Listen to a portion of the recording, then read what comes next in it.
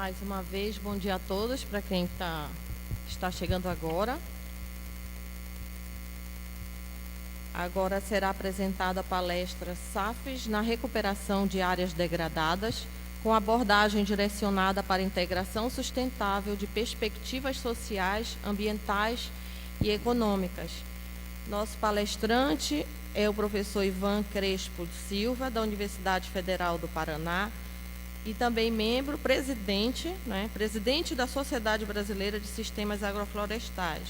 Professor Ivan é engenheiro florestal, doutor, pesquisador e professor em Ciências Florestais da Universidade Federal do Paraná, professor visitante em Ciências Florestais da Universidade Nacional de Santiago, na Argentina, consultor do CNPq e da CAPES e presidente da Sociedade Brasileira de Sistemas Agroflorestais. É autor de livros e diversos artigos técnicos e científicos sobre sistemas agroflorestais no Brasil e no exterior.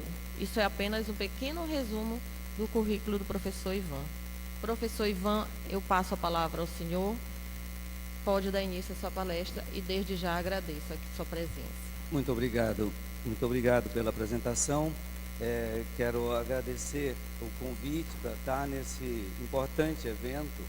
Tive a oportunidade ontem de ficar para a abertura do evento após um curso que eu dei e fiquei muito contente em conhecer detalhes, né, da rede Bionorte. Realmente fiquei especialmente impressionado, muito bem impressionado com o programa vinculado à pós-graduação.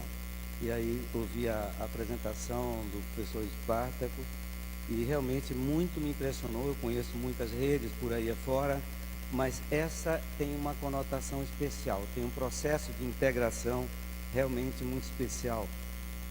E realmente me alegrei muito, especialmente com os números que eu vi de formação de doutores. Realmente extraordinário. Eu faço parte de algumas redes, por exemplo, no norte da Argentina e em outros lugares, mas essa realmente tem uma abordagem, um princípio e uma perspectiva extraordinária, do ponto de vista de alavancar o conhecimento, né, e a fixação de doutores, de pessoas especializadas nessa região tão importante. Bom, falar sobre a temática agroflorestal é algo que me fascina desde sempre, né? Desde o início da minha formação na graduação, eu tenho atuado com sistemas agroflorestais. Os sistemas agroflorestais, eles vêm ganhando cada vez mais importância no plano mundial e faz inter-relações e interfaces com diversas áreas da ciência, inclusive com a área da genética, né? Nós trabalhamos muito com pessoas da área de melhoramento genético e com outras áreas que podem ajudar na formação ou na conformação desses importantes sistemas de uso da terra. Os sistemas agroflorestais nos últimos 40, 50 anos vem ganhando, né, uma evidência cada vez maior em função, tristemente, lamentavelmente, do processo de degradação cada vez maior que a gente verifica acontecendo em quase todo o mundo, especialmente nas zonas tropicais úmidas, né? Então, se nós considerarmos, e aí já contextualizando com o tema de hoje, com a perspectiva de recuperação do uso de sistemas agroflorestais em recuperação de áreas degradadas, as notícias são cada vez piores, né? O Brasil tinha um processo de perda de áreas florestais da ordem aí de 6 mil quilômetros quadrados ano. Você tem uma ideia, isso pulou em 2021 para cerca de 10 mil quilômetros quadrados, que é uma situação absolutamente grave, né? E que vem se intensificando nesse último período de 2021 até agora em 2022.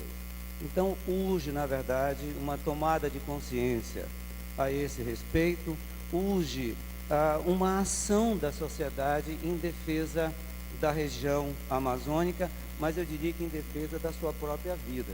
Não é que nós estamos tratando aqui de um tema que envolve a manutenção da vida das pessoas. E nesse contexto, os sistemas agroflorestais podem representar uma boa ferramenta, se bem planejado, se bem organizado, principalmente fundados em critérios científicos. A ciência sempre ali como suporte fundamental para dar suporte, para favorecer a elaboração de sistemas agroflorestais, que são sistemas complexos, são sistemas multidisciplinares e que por isso exigem um nível de conhecimento mais aprimorado de distintos aspectos da biologia, não é, de várias espécies que fazem interrelação, inclusive com a presença de animais em algumas situações, como eu vou mostrar muito rapidamente. O tempo é muito curto, então eu vou tentar objetivar o máximo. E ao final dessa apresentação, eu não sei bem agora o que nós combinamos com a professora, eu comentei a ela que tem um livro que eu escrevi em 2013, esse livro está esgotado, é um livro que é usado como livro-texto em algumas universidades, sobre sistemas agroflorestais, quando nós, e aqui está o meu colega Marcelo, da Sociedade Brasileira de Sistemas Agroflorestais, um dos fundadores também, e nós notamos que havia falta de informação sobre essa temática no país, não é? Então, muita coisa nós encontramos na África, nos Estados Unidos, mas não havia aqui. Então, saiu esse material e foi encontrado ontem 3 exemplares, que então estão colocados aqui à disposição para sortear depois para as pessoas que estiverem aqui presentes. Eu não sei qual o critério que a professora depois vai explicar. Bom, então, voltando à questão dos temas agroflorestais, eu vou então dar início já contextualizando alguns aspectos. Como é que entra, então, a recuperação de áreas degradadas e a tecnologia agroflorestal? Eu sempre me refiro à tecnologia e é muito curioso que a gente tenha que enfatizar o que significa tecnologia. Então, na essência, a tecnologia é um acúmulo de conhecimentos. E a área agroflorestal, além de ser já uma nova ciência no campo das ciências naturais, né, ela tem ali conhecimento acumulado, conhecimento gerado, tem denominações próprias da área, ou seja, tem todas as características que uma ciência deve ter, né? Então, hoje você tem cursos de pós-graduação, cursos de doutorado, por exemplo, em algumas partes do mundo, específicas em sistemas agroflorestais. Bom, avançando um pouco mais, é importante contextualizar que, na minha visão, a ideia de recuperação de área degradada, ela deve passar pelo mesmo princípio que norteiam a degradação do ambiente. Veja, é uma coisa curiosa, mas eu comecei a pensar assim ao longo dos anos, que nós precisamos descobrir o que leva uma pessoa a degradar um ambiente, o que leva uma pessoa a desmatar, não é, de uma forma tão intensa, a tirar espécies que estão aí disponíveis no meio ambiente, que poderiam ser trabalhadas de uma maneira muito mais tranquila, não é? Então, eu diria que a gente não pode perder de vista, quando vai tratar de algum programa de recuperação de área degradada, de primeiro entender qual a conexão entre sociedade e natureza, não é? É muito importante ter essa perspectiva da conexão entre sociedade e natureza. O segundo, dentro dessa linha de pensamento que eu estou aqui comentando com vocês, é importante, talvez mais importante do que tratar da temática ambientalismo, tratar da questão do socioambientalismo, ou seja, inserir o homem aí na história. Existem muitos movimentos ambientalistas que excluem o ser humano do processo, do contexto dos ecossistemas, como se isso fosse possível. Ou seja, nós somos não só parte integrante, mas parte altamente impactante, que pode definir a permanência ou não de determinados ecossistemas. Então, é importante utilizar a terminologia, talvez, socioambientalismo. E um outro processo que me vem em mente sobre recuperação de áreas degradadas é tentar promover a recuperação da função produtiva da área. É muito curioso isso, vocês depois vão ver, quando eu conceituar ali os sistemas agroflorestais, é que muitas vezes se relacionam a tipos de sistemas como esse que eu vou falar, como sendo sistemas puramente ambientalistas e sistemas que tentam imitar a natureza. Não é verdadeiro, não é verdadeiro. O sistema agroflorestal não é um sistema natural, é um sistema construído pelas pessoas, ele tem que ter uma característica antropogênica, muito forte, aliás, determinante. E o segundo ponto é que a floresta produz para ela própria. Ou seja, a floresta não produz para nós, produz para a própria floresta, para se automanter, para se autorregular, né? E quando nós entramos com o processo, nós estamos buscando o que nós chamamos de biomassa de interesse humano. Ou seja, a nossa biomassa de interesse humano, no caso de um abacateiro, por exemplo, ontem eu dei um exemplo no curso que ministrei aqui.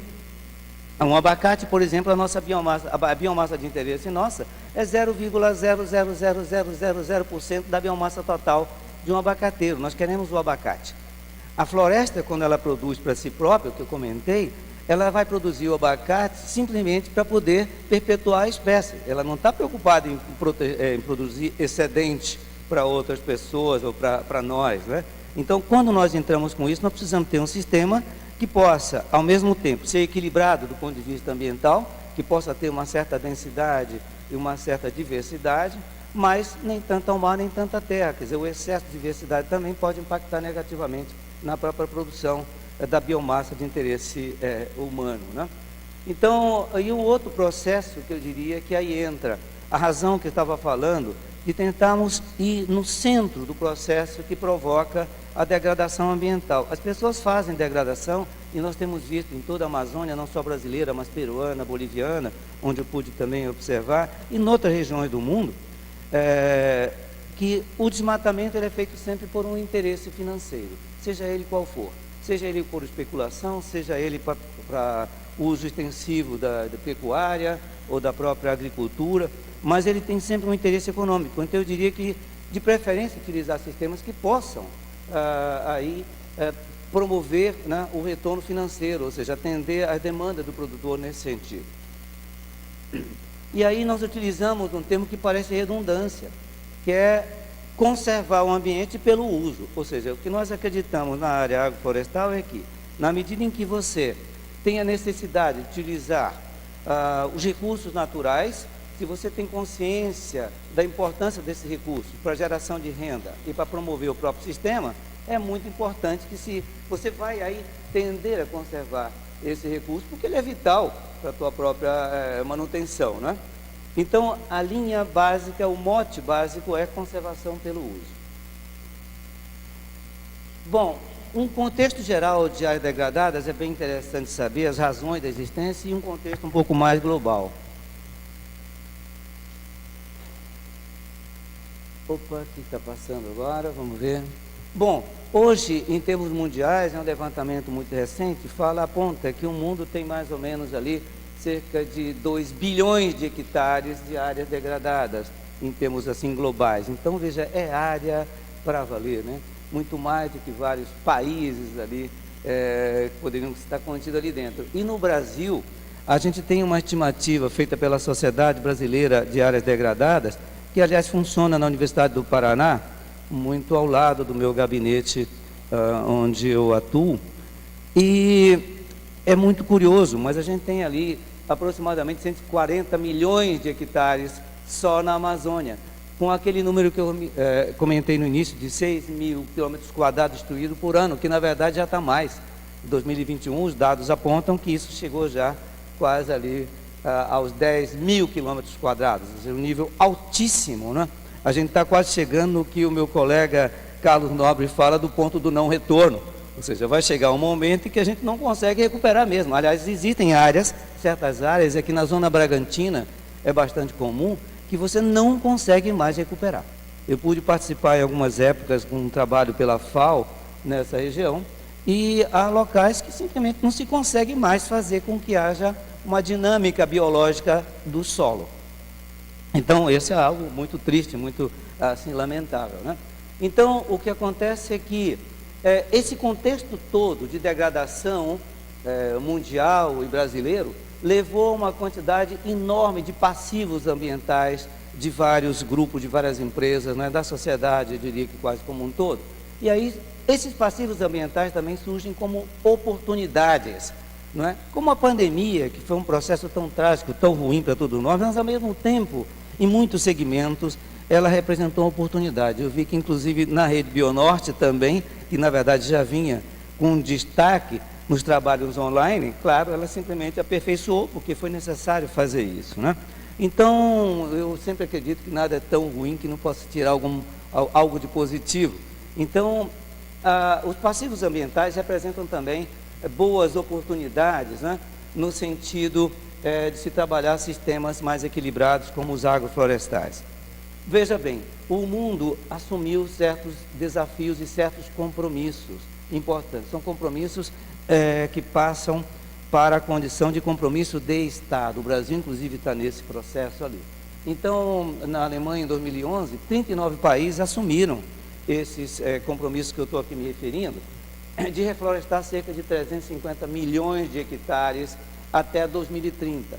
Poucos países estão realmente cumprindo as suas metas, e o Brasil é o que menos está cumprindo, tristemente. E nos últimos anos a coisa piorou mais ainda, não é? Então, existe também outro processo que foi criado de maneira paralela a essa reunião que aconteceu na Alemanha, que é a chamada Iniciativa 2020, né? Quando havia o compromisso de 20 milhões de hectares reflorestados até 2020. Poucos cumpriram.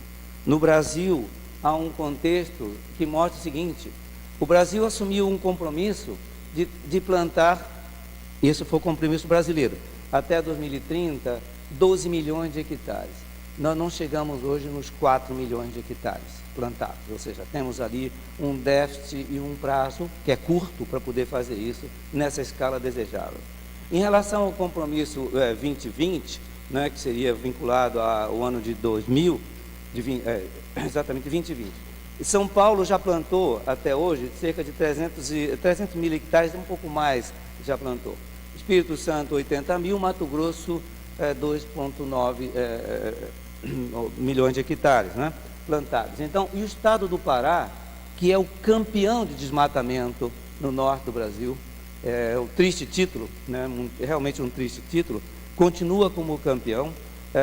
Nesse ano, nesse 2021, 2022, ou seja, até agora, o Pará, na verdade, bateu o seu próprio recorde de desmatamento. É uma coisa muito curiosa. Em segundo lugar vem o estado do Mato Grosso, o estado do Amazonas, e agora assumiu também um lugar de destaque na área do desmatamento, e em terceiro o Mato Grosso. Depois entra Acre, Maranhão também. Mas, curiosamente, há um déficit muito grande em relação ao plantio, à plantação florestal, ao reflorestamento nesses estados. E há um índice muito avançado de degradação de áreas. Então, aí entra numa perspectiva, dentro dos objetivos da ONU, que são 17 objetivos, 2 deles apontam para a necessidade de plantações agroflorestais. O Brasil assumiu alguns compromissos importantes junto com esses objetivos do desenvolvimento sustentável da ONU, e dentro deles está um que foi criado, é um programa que chama ABC, Agricultura de Baixo Carbono, e nesse programa de agricultura de baixo carbono, está lá uma meta de 4 milhões de hectares com sistemas agroflorestais, incluindo os chamados ILPF, que é Integração Lavoura Pecuária Floresta, que nada mais é do que um sistema agroflorestal rotacional. Ontem eu comentei sobre isso no meu curso, né? E estamos muitíssimo atrasados nesse processo. O Brasil, se trabalhar a agricultura, a produção agrícola, a produção florestal, somente naqueles 140 milhões de hectares que eu me referi ali de área degradada, não precisa mais tocar em área nova nenhuma, nada. Poderia se concentrar apenas nessas áreas que já estão degradadas, que aliás vão ser até excessivas em certos casos, né? Então, ou seja, não há necessidade de nenhuma área nova, mas lamentavelmente está havendo pressão exatamente em áreas novas. Bom, dentro desses contextos é muito interessante entender as causas da degradação, que eu comentei que está sempre por trás um princípio econômico-financeiro, mas é muito interessante lembrar que normalmente a degradação ocorre por desmatamento, por queimada, porque a queimada ela entra como facilitador do processo de limpeza da área. Uma época eu conversei aqui com uma pessoa muito interessante da área, é um sociólogo que chama, ele tem um jornal, o Jornal Pessoal. Ele era uma pessoa muito interessante, tem um banco de informações muito importante aqui sobre a Amazônia, e ele me dizia que houve um período na região que aqui se tinha chamado VTN, era o valor da terra nua, ou seja, quanto mais limpa a área, maior valor ela tinha. Então, ou seja, as pessoas especulavam e ainda hoje queimam porque ela vai aumentar o seu valor, não é? E esse é um problema sério. O outro é a monocultura intensiva sem nenhum tipo de rotação. Quando você tem um grupo de plantas ou um cultivo específico, a soja, por exemplo, para citar uma bem conhecida, quando ela permanece durante muitos anos no mesmo lugar, ela absorve, ela retira do solo certos nutrientes, porque fazem parte do seu metabolismo, das suas exigências ecofisiológicas, ela tira basicamente os mesmos nutrientes. Ela esgota muito mais rapidamente o solo naqueles nutrientes, porque ela fica concentrada e tira sempre os mesmos. E pela colheita, se faz o que se chama de exportação de nutrientes. Você leva o nutriente que estava ali e leva para as mesas, para outros lugares, o fruto. E aquilo vai chegar no momento que esgota o solo, obviamente. Quando se faz a rotação de cultura, você minimiza esse processo, né? Então, sem rotação, piora ainda mais a situação do uso do recurso.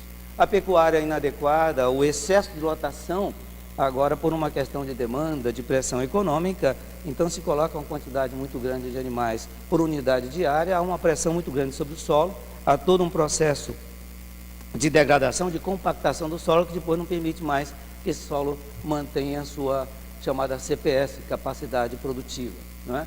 Bom, e aí a falta de reposição de nutrientes, ou seja, o nutriente é exportado, é levado intensamente de um local para outro, é tirado pelas colheitas, não se repõe, o solo degrada, obviamente.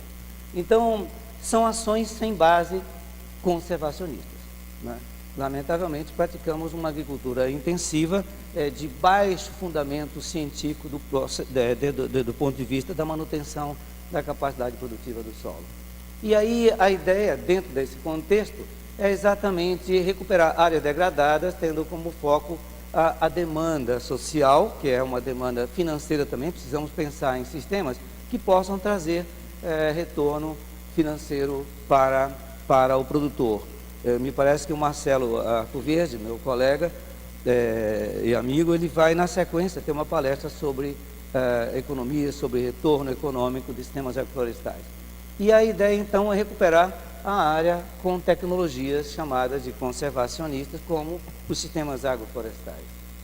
Aqui entra um processo muito interessante, é uma síntese de vários trabalhos que a gente andou acompanhando por aí afora. Então, veja bem, o que a gente coloca aqui? A produção relativa dos sistemas num solo, numa forma intensiva, sem base científica, sem base conservacionista, ela começa com uma produção muito alta, chega no nível de produção altíssimo, mas na sequência, pela falta de vida no solo, ou seja, a biologia do solo é totalmente impactada negativamente, essa produtividade ela cai, ela vai caindo, e é algo muito curioso, porque ao mesmo tempo que cai, a produtividade aumenta de uma outra forma, como contraponto, a degradação relativa também da área. Isso é muito curioso, isso vale aqui, isso vale em regiões africanas, onde a gente também acompanhou alguns trabalhos, na região de Moçambique, por exemplo. O processo é basicamente o mesmo. Você tem um processo de relatividade, né, de produção relativa e de degradação relativa que andam conjuntamente. Isso é bem impactante. Então, veja, isso ocorre durante os anos de cultivos, até que essa área já não consegue mais fornecer condição para que se cultive, né? Se buscar na Califórnia, ali onde está a zona do silício, né, as grandes áreas produtivas, grandes empresas, há uma área abandonada há pelo menos 30 anos, onde era praticado o uso intensivo do solo com a agricultura, com a monocultura sem rotação. O solo ficou tão ruim nessa área, e são regiões que têm mais ou menos o tamanho do estado ali de Sergipe, não é? E que estão completamente abandonados, com as áreas de irrigação, foi deixado tudo lá, porque ficou impraticável até levar o material, porque ficou antieconômico retirar. Simplesmente as pessoas saíram do lugar e aquilo ficou como uma cidade fantasma, um espaço fantasma, exatamente obedecendo esse princípio aqui de degradação intensiva, né, e gradativa da área. Bom, essa área aqui, felizmente, teve uma solução. Isso aqui é um exemplo numa área da Transamazônica, ali por perto de Uruará, né? Na Transamazônica. Eu estive, conheci a região há muitos anos, aí na década de 80. Então, esse foi feito um trabalho depois que eu pude acompanhar. Essa área, então, ela foi desmatada, essa daqui, à direita, né? À minha direita. E foi queimada e transformada nessa condição aqui para colocar algumas cabeças de gado. Hoje, por sorte, essa área está assim, foi colocado uma cultura que é um dos exemplos clássicos de sistema florestal, que é a cacauicultura, é a cultura do cacau. A cultura do cacau, mais ou menos nessa região que tem solo de boa qualidade, com 3 anos já se tem esse ambiente, que é um ambiente onde, é um ambiente onde se tem aqui a formação de uma manta orgânica que cobre o solo. Aqui não há mais problema nenhum, nem de manutenção. Ou seja, o cacau, quando atinge esse sistema aqui, é plantado, sempre tem árvores aqui no meio, algumas árvores. Ele é cultivado com o que se chama de sombreamento provisório com a bananeira. Depois a bananeira, 3 anos depois, 4 anos, ela sai do sistema pelo excesso de sombra. Ela fica só aqui na periferia, alguma coisa, o resto sai. Mas forma essa manta orgânica, onde aí você tem um sistema com uma característica altamente sustentável. E sustentabilidade, né, a gente sempre fala que sustentabilidade está vinculada sempre a uma unidade de tempo, né? Por quanto tempo é sustentável? E isso é importante porque significa dizer que cada sistema a ser implantado que pretende ser sustentável, ele precisa ter monitoramento, porque é para atingir o que a gente chama de equilíbrio dinâmico, né? Ele não fica estável, ele vai se modificando. E com a exportação de nutrientes, a gente tem que criar mecanismos que ele possa se manter produtivo ao longo do tempo.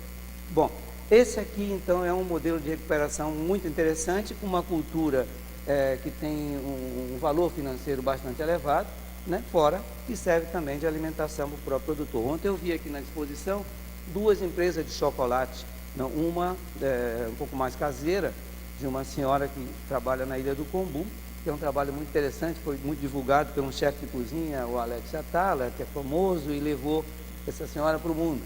E mais uma empresa que está exportando chocolates, né? Bom, como um conceito geral sobre a tecnologia agroflorestal, isso aqui é um resumo, é um consenso no meio científico. Essa conceituação se pode encontrar com outros textos, mas na essência, esse é o que deve estar permeando quando se define um sistema, né? São formas de uso da terra onde espécies lenhosas perenes podem estar associadas a cultivos agrícolas com ou não a presença de animais numa mesma unidade de área. E essa associação, ela provoca interações. É importante que esteja, por isso é por unidade de área. E na medida em que ela tem essas interações, é importante que ela possa servir para oferecer bens e serviços, chamados serviços ecossistêmicos, que ontem nós abordamos no curso, né? Então, e a ideia é sempre buscar sustentabilidade, tendo em conta essa perspectiva da unidade do tempo, essa perspectiva temporária ou temporal da sustentabilidade, né? É importante buscar a manutenção desse chamado equilíbrio dinâmico, né? É muito interessante falar sobre sustentabilidade na área agroflorestal. A sustentabilidade agroflorestal, ela precisa estar vinculada com 3 princípios, inclusive um deles, que foi comentado aqui um pouquinho antes, quando eu cheguei aqui, estava o professor Espartaco finalizando, e dizendo que aí o grande desafio nosso, o grande mote nosso em termos de sociedade mundial, está vinculado a um processo da ética, e eu diria que aqui também. Ou seja, eu não posso trabalhar um sistema agroflorestal pensando na planta pela planta. Eu não posso trabalhar um sistema pensando na sustentabilidade pela sustentabilidade. Eu tenho que considerar que aí eu preciso tratar da ética da coexistência humana, ou seja, da nossa própria sobrevivência nas suas várias formas. Nas suas várias formas. Então, o princípio ético da sustentabilidade dentro da área agroflorestal, ele trata o seguinte: eu preciso primeiro encontrar uma sustentabilidade biológica. Eu não posso pensar nisso aqui antes, porque se eu não tenho uma compatibilidade entre as espécies que eu vou trabalhar, e aí entra cultivares geneticamente trabalhados, entra uma série de possibilidades que me levem à compatibilidade entre as espécies. Eu preciso também da compatibilidade entre as espécies e o ambiente, porque se forem espécies incompatíveis com aquele ambiente, uma espécie de região seca num ambiente úmido ou de altitude, baixa altitude, eu vou ter dificuldade no manejo disso, na condução disso, né? Então, na hora que eu encontro um equilíbrio entre essas espécies, que eu encontro o equilíbrio biológico, eu tenho ali o meu primeiro passo da sustentabilidade. E aí eu passo para o seguinte. Esse seguinte aqui é muito importante, fundamental, que é o ponto que tem a ver com o grau de satisfação do produtor rural. O produtor precisa estar satisfeito. E aqui eu estou falando, em especial, para o agricultor familiar. O agricultor de nível familiar, esse é o produtor que nós temos um olhar bem especial. O outro consegue, ele se vira, ele vai buscar suas informações onde quer. Mas o agricultor familiar, ele é mais restrito. Então, aqui eu tenho que buscar esse equilíbrio socioeconômico. Se eu não tenho isso, o agricultor abandona a área. Ele vai para outra. Nós conhecemos a experiência no campo, como funciona. E se não tem esse equilíbrio aqui, essa sustentabilidade, eu não vou ter a resultante, que é a sustentabilidade ecológica. Ou seja, eu preciso dessas duas bases aqui para chegar nessa. Então, o sistema tem que ser bem planejado. E não esqueçam que é um sistema complexo, e sendo um sistema complexo, precisa de conhecimento, precisa de ciência. Bom, um aspecto ainda dentro da sustentabilidade, uma premissa muito importante, é essa aqui. Dentro da linha bioecológica, que eu me referi agora há pouco, eu preciso ter o foco nas espécies e no ambiente. Preciso buscar a chamada coexistência complementar entre as culturas que estão ali envolvidas, né? Eu preciso ter um foco, quando eu trabalho no socioeconomia, no produtor e no produto, e melhorar a qualidade de vida das pessoas. Muitas pessoas falavam antes em garantir a sobrevivência das pessoas. Não, sobrevivência não é um papel nosso garantir, de jeito nenhum. Nós temos que garantir melhoria de qualidade de vida das pessoas. Sobrevivência é um direito humano mais essencial que pode existir, né? E aí a condição para que isso possa ser atingido é que o sistema tem que ser tecnicamente eficiente, economicamente viável, Marcelo vai comentar sobre isso, ambientalmente adequado e socialmente aceito. Se ele for socialmente aceito, nós vamos ter o uso extensivo, nós vamos ter a chamada adotabilidade do sistema. Isso é bastante importante, né? São aspectos fundamentais na configuração de um sistema agroflorestal. Bom, aqui está de uma visão muito rápida um organograma, né? Onde se contém ali toda a estrutura agroflorestal. Ele contempla, então, o sistema silvio-agrícola, que compõe a presença de árvores e pasto, né, e gado, é possível ter. O silvio-agrícola, a cultura agrícola e a espécie florestal. O silvipastoril, que entra gado, pasto e árvores.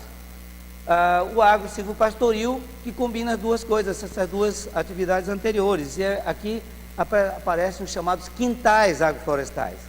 Muito importantes, embora pouco evidenciados como fator de importância, mas na Transamazônica mesmo, muita gente vive do que produz no quintal. Em algumas daquelas regiões e vende o excedente, por exemplo, nas feiras de produtor. Em muitas regiões da Índia também. São ainda sistemas um pouco mais primitivos, mas são daqueles sistemas mais estáveis que conhece. Tem quintal que vem de geração em geração. E aí os componentes entram por ordem de oportunidade, né? Um vizinho que doa alguma coisa. Mas eu pude orientar trabalhos de doutorado nessa área. Bom, e aqui tem os arranjos de campo, que são variados, os desenhos de campo, aí depende da criatividade e do conhecimento científico para se trabalhar com isso. Que pode ser, inclusive, escalonado no tempo e com espaçamento, né, diferenciado no campo. Bom, em relação à amplitude socioeconômica, cultural e ambiental, muito rapidamente, eu comento que a tecnologia agroflorestal, ela é uma tecnologia que está disponível para quem dela quiser fazer uso. Pequeno, grande, médio produtor. Não era só para pequeno produtor, como antes se referia, né? Então, veja, agricultores de baixo capital, restrição de recurso, o produtor de elevado capital e alto nível de recurso, a maioria desses grandes produtores, por exemplo, eles estão utilizando o sistema silvipastoris, que entra gado no norte do Paraná, por exemplo, em várias áreas do Rio Grande do Sul e em outras partes do mundo. Diversos preceitos culturais, pode ser um sistema agroecológico, se ele atender os princípios agroecológicos, orgânicos, e pode ser convencional, baseado também no uso de insumos industriais. Ou seja, a tecnologia está aí disponível. pode ser utilizado dentro dessas diversas perspectivas e em diferentes zonas agroecológicas. Você vai encontrar, nós temos um registro de sistemas agroflorestais de 1.300 anos, registro da área da botânica, da palinologia, né, de identificação de pólen de árvores e cultivos agrícolas, numa mesma unidade de área, encontrado em várias regiões agricultáveis do planeta, né? Então, ou seja, está presente em diversas zonas agroecológicas. Um segundo ponto que é muito importante frisar, que essa é uma tecnologia plural. É plural em todos os sentidos, inclusive na complexidade também, né? Por isso precisa de muito conhecimento, de muita observação e de muita interação com outras disciplinas no campo científico. Aqui é um exemplo da África, produzido pelo Instituto Internacional de Sistemas Agroflorestais, o ICRAF, de 2013, que mostra que quando se utiliza sistemas agroflorestais, você tem uma curva que cresce até levar a um processo de agricultura familiar rentável e de agricultura sustentável. E ao contrário, sem o uso de SAF como monocultura, o inverso te leva a permanecer na agricultura de subsistência. Você queima, planta durante um certo tempo, depois você volta a queimar mais outras áreas e avança nisso. Essa é uma região na chamada zona de Machak, na África Central, não é? Esse foi um resultado que se atingiu depois de observações de 15 anos. Claro, quando eu uso o sistema agroflorestal, eu tenho uma agrodiversidade aumentada. Bom, potencial e oportunidade dos sistemas agroflorestais, e aí já finalizando a minha apresentação, eu diria o seguinte: esse sistema, se bem planejado, se bem trabalhado cientificamente, ele pode permitir conciliar ganho econômico com conservação ambiental, ele pode potencializar o interesse e a inclusão social na temática de recuperação de áreas degradadas, porque exatamente ele prevê, possibilita o retorno econômico, ele pode permitir a oferta otimizada de bens e serviços, a chamada ecoeficiência. Ecoeficiência significa produzir mais com menos uso dos recursos, não é? Com menos impacto ambiental. Permite a agregação de valor por inserção no mecanismo de desenvolvimento limpo, através de aproveitamento das oportunidades que tem os chamados gases de efeito estufa, né? O programa ABC, Agricultura de Baixo Carbono, pagamento por serviços ambientais, tem vários produtores já recebendo por isso, né? Com base em projetos bem elaborados. E permite entrar, por exemplo, nos programas de expansão da base florestal plantada. Hoje, o sul do Brasil, os solos são muito caros, praticamente não tem solo disponível, e as pessoas procuram pequenos agricultores familiares, para fazer parceria e programa de fomento, onde se utiliza a área do pequeno produtor e onde a empresa paga antecipado pelas árvores a serem plantadas, que depois vão ser colhidas pela própria empresa florestal. Bom, aqui é um exemplo também interessante aqui na região do Mato Grosso, uma região chamada Juína, onde, depois de 12 anos de avaliação, a gente verificou o seguinte: era uma área degradada, completamente degradada. Eu tenho fotos na sequência para mostrar. Então, veja, depois de 12 anos, o que aconteceu com as pessoas que utilizaram sistemas agroflorestais? Mais ou menos ali, 7% resolveram não mais utilizar, por alguma razão. A gente tem isso também estabelecido. 36% aumentaram a área com SAF e 57% elas mantiveram a área com sistema agroflorestal. E qual foi a razão pelas quais essas pessoas aqui aumentaram ou mantiveram a área? É muito interessante, elas se identificaram com a tecnologia, ou seja, houve um empoderamento do agricultor em relação à tecnologia, que tinha um conhecimento do que fazer.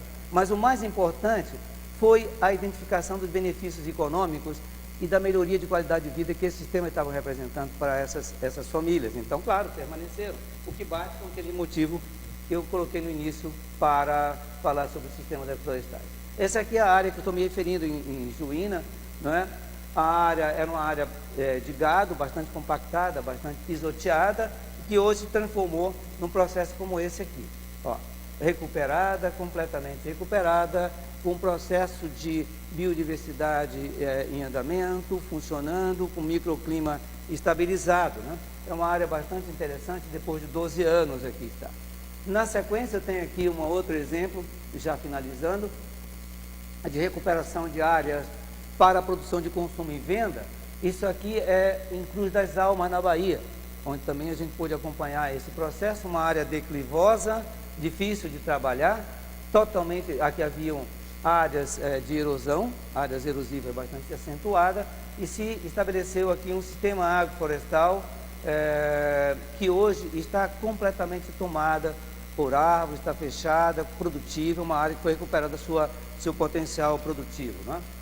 Aqui é na APA do Pratagi, é uma área da antiga Odebrecht, é um braço da Odebrecht, né, dessa área da Serra de Papuã, no Pratagi, onde uma ONG que chama ONG de Conservação da Terra, que é um braço da Odebrecht, como eu falei, aqui participaram 70 pequenos produtores, 70 agricultores familiares na recuperação desta área, que hoje está assim, na verdade está bem melhor, altamente produtiva, com sistemas baseados na fruticultura. Essa é a área da APA do Pratagi, como ela está hoje recuperada, veja, ela era assim, né? Ela foi passando por um processo assim, e ela está hoje nesse sentido, entendeu? Altamente recuperada, estabilizada e funcional. 70 famílias de agricultores vivem aqui e desfrutam desse sistema agroflorestal.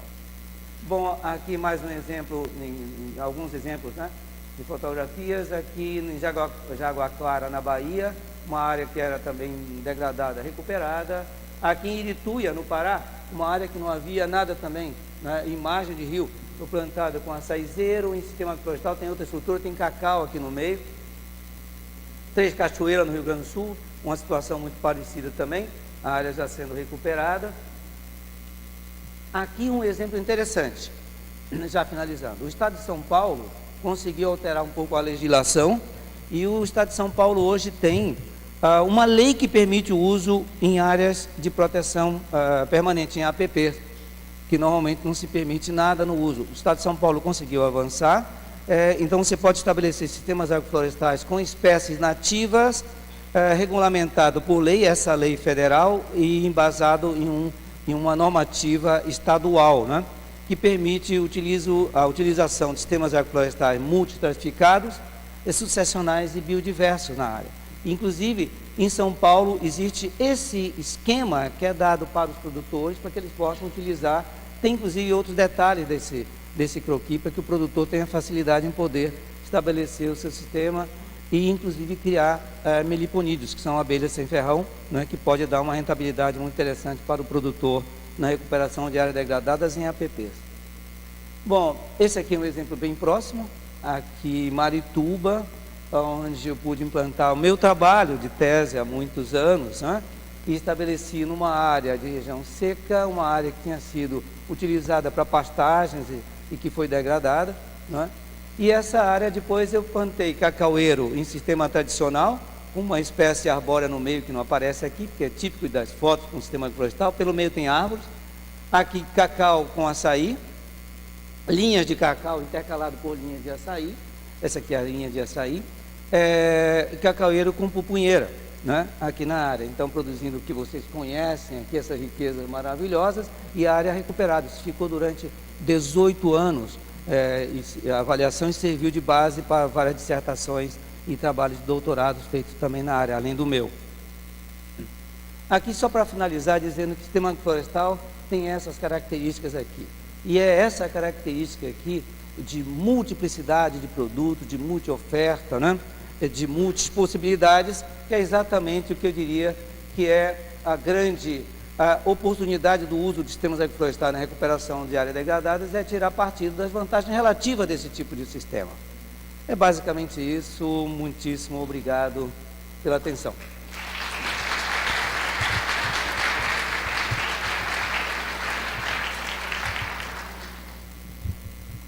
Muito obrigado, professor Ivan. Agradeço. Senhor, compartilhar esse seu conhecimento. Eu também fui privilegiada de estar aqui nesse momento, né, de poder escutar aí o professor Ivan, que eu também trabalho com sistemas agroflorestais na Amazônia. Eu gostaria de deixar aberta para perguntas. Alguém tem perguntas? Nós estamos um pouquinho atrasados.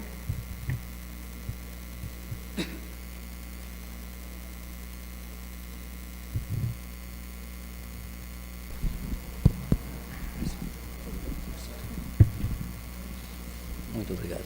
Bom dia, professor. Queria perguntar se com 12, 13 anos, como o senhor mostrou aí no exemplo, se um sistema ele já é estável, por exemplo, se a gente parar de manejar com poda, se ele já fica estável por si mesmo, assim, produzindo normalmente. Obrigado. Veja, o sistema agroflorestal, como a vida, aliás, tem uma frase de um poeta, do Vinícius de Moraes, que dizia que a vida não espera para quem quer se acomodar. Então, na verdade, o sistema agroflorestal, como tudo, precisa de monitoramento permanente, porque, na verdade, as plantas elas vão se alterando também.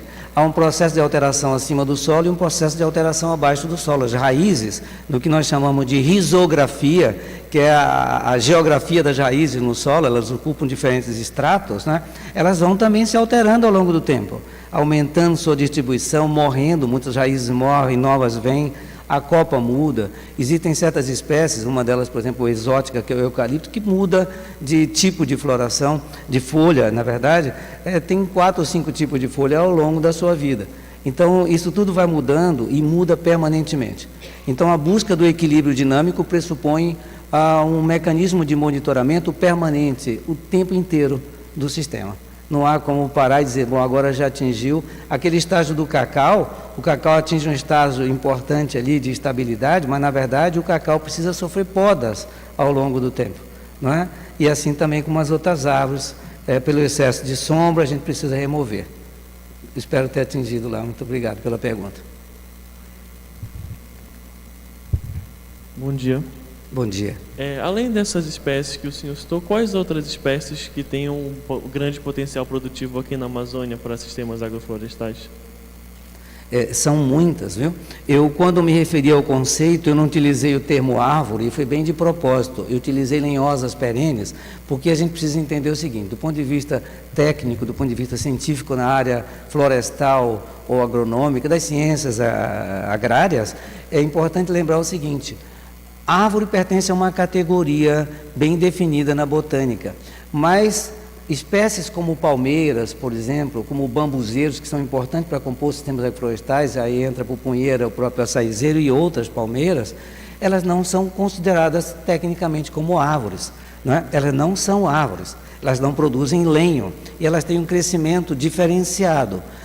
O crescimento em diâmetro das palmeiras se dá pelo acréscimo de feixe de célula, que na verdade se acumulam ao lado do outro, elas não se multiplicam. As células da palmeira elas não se dividem na perspectiva diametral, como acontece com as árvores, e assim outras diferenças. Mas então, pupunheira, o taperebá, que é do gênero Spondia, né?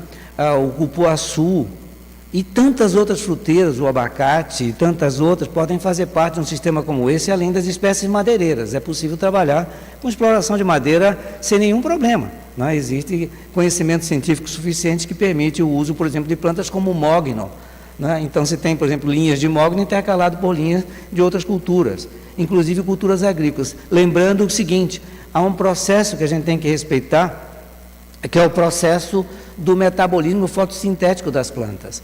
Então, tem aquelas plantas que precisam de mais luz, né? E aí você tem que, quando planejar um sistema, pensar nisso, nessa exposição à fonte lumínica, que são as chamadas plantas, no ponto da fisiologia, eu acho que muitos de vocês aqui já fizeram fisiologia básica, são as chamadas plantas C4. São aquelas plantas que têm 4 moléculas ali de carbono e que são altamente demandantes por luz solar, pelo aspecto lumínico, para poder metabolizar e fazer a sua fotossíntese. São plantas de grande habilidade para sequestrar carbono, mas necessitam de muita luz por isso mesmo, né? E mesclada com as plantas C3, etc., né? Com as CAN, tem vários tipos de planta em função das demandas ecofisiológicas de cada uma. Mas então são muitas espécies, e aqui na região amazônica, se eu estivesse na Alemanha, por exemplo, com a chamada Floresta Negra Alemã, eu oriento um estudante na Universidade de Freiburg, é uma coisa muito curiosa, porque você tem lá 3 espécies, 4 espécies, é uma floresta negra muito pobre em espécies. Aqui, em cada metro quadrado que a gente anda, a gente encontra já uma variedade muito grande de espécies, né? Então, são muitas as possibilidades entre fruteiras e plantas madeireiras que podem ser consociadas. Viu? Por favor. Muito obrigado pela pergunta. Bom dia a todos. Primeiro, Bom agradecer, dia. professor, pela sua excelente explanação do conteúdo ministrado. Eu, na verdade, quero pedir que o senhor comente sobre algo que eu pouco ouvi falar, né, sobre o uso, né, de sistemas agroflorestais como ser utilizado para o crédito de carbono. Então, de que maneira pode ser utilizado, se tem um número de árvores específicas, qual é a quantidade, até se o senhor sabe, né, comentar um pouco mais sobre esse assunto. Isso, esse é um tema que levaria assim, bastante tempo para a gente comentar, mas eu vou fazer uma síntese da síntese. Veja, um produtor isoladamente é muito difícil que ele entre no mercado de crédito de carbono. Primeiro porque a quantidade de carbono oferecida será muito pouca, né? Então, normalmente, o que se estimula nesses casos, não existe um limite.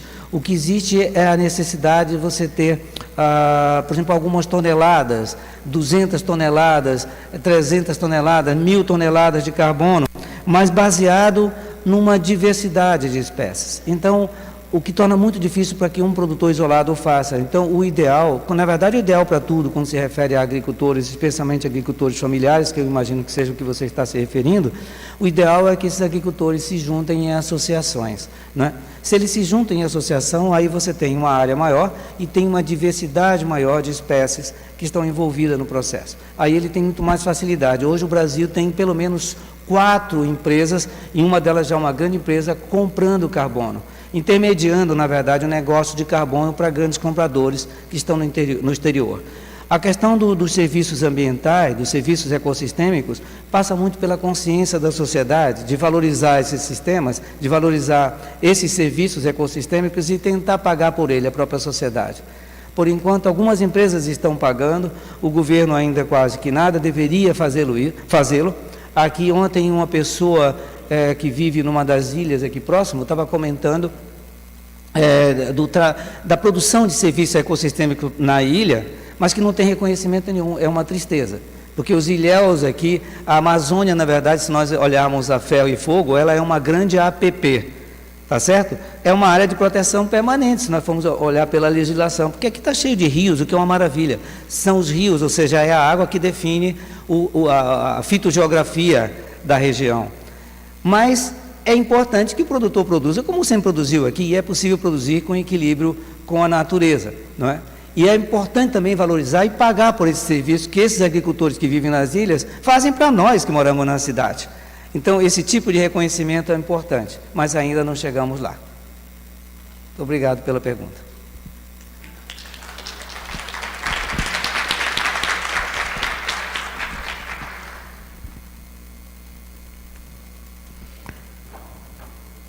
Obrigada mais uma vez, professor Ivan. Vamos fazer o sorteio. Diga um número aí. Número 7. Número 7. Bem, como a gente já está atrasado, vamos passar para o próximo número. Eu vou falar o meu. Ah, não. Vai. Número 35. Ei.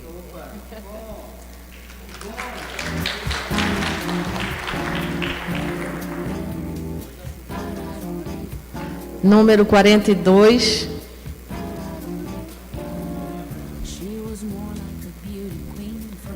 Número 50.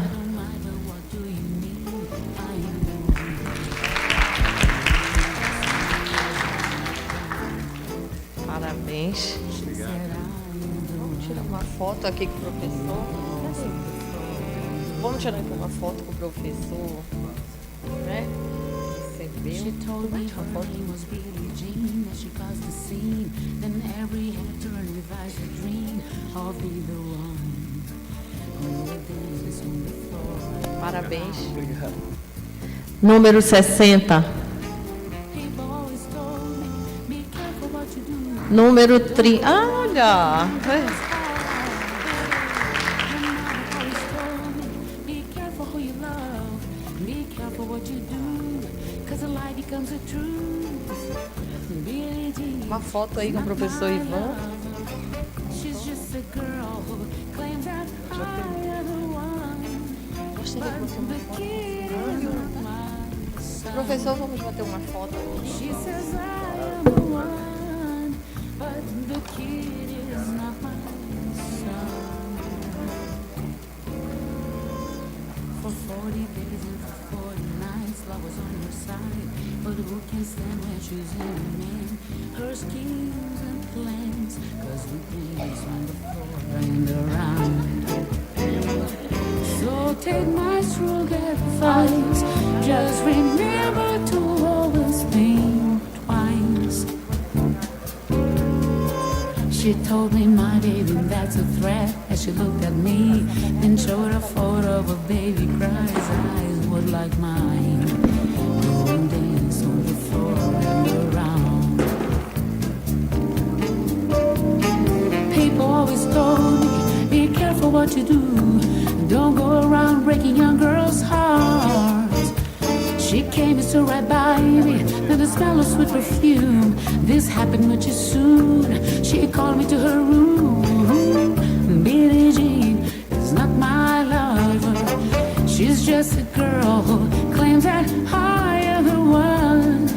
But the kid is not my son. Billie Jean is not my lover. She's just a girl who claims that I am the one. But the kid is not my son. She says I am the one, but the kid is not my son.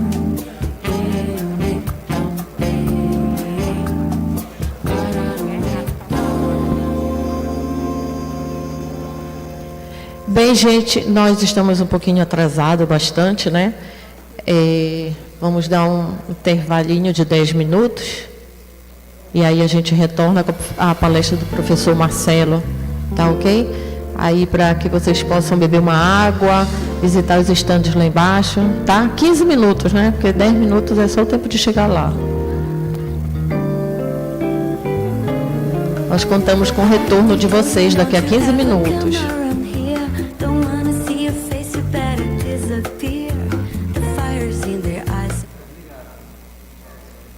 So beat it, beat it.